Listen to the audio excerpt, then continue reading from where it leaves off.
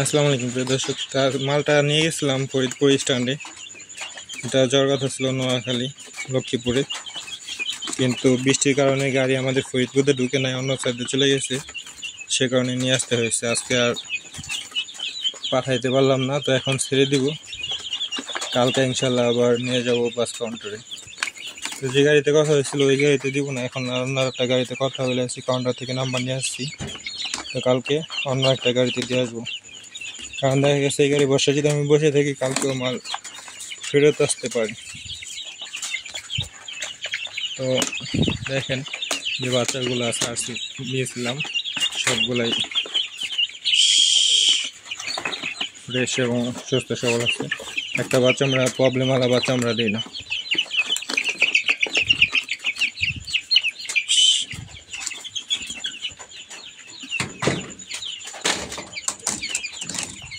তো আজকে দিতে পারি নাই, সেজন্য দুঃখিত ভাইয়ের কাছে। কারণ একজনের কথা দিলে পরে কথার পর খিলাফ হয়ে গেলে এটা প্রবলেম, কিন্তু কিছু করার নাই এই জায়গায় আমার। কারণ যেহেতু গাড়ি পাই নাই, গাড়ি মিস করছি, সে কারণে ছেড়ে দিতে হইতেছে। কারণ আমার এই জায়গা থেকে স্ট্যান্ডে যাইতে আসতে যাইতে 300 টাকা ভাড়া লাগে একটা অটো রিজার্ভ নিয়ে গেলে পরে। এখন কি করার আছে, কিছু করার নাই।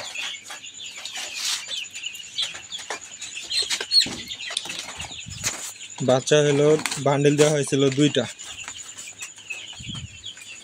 এক একটাই 12 পিস করে বসছিলাম।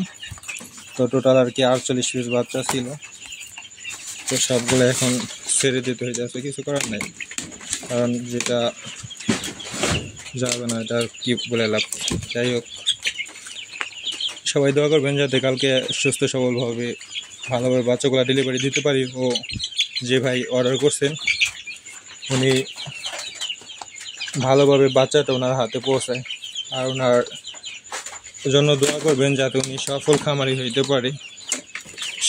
উনি একজন সম্ভবত নতুন উদ্যোক্তা, ওনার জন্য সবাই দোয়া করবেন যাতে উনি একজন সফল খামারি হইতে পারে। তো আজকে পর্যন্তই, সবাই ভালো থাকুন, সুস্থ থাকুন, লামের সাথেই থাকুন। আল্লাহ হাফিজ।